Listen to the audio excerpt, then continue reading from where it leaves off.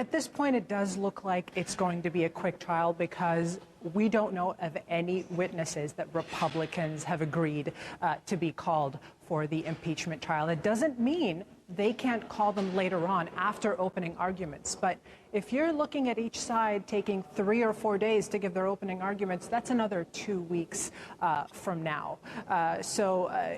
Until about February 3rd or 4th, which, by the way, February 3rd, Iowa caucuses, Democrats taking their first serious vote to pick a nominee later on in the summer for the presidency. That's happening February 3rd. February 4th is when House Speaker Nancy Pelosi has invited President Trump to give his State of the Union speech. This is an annual event.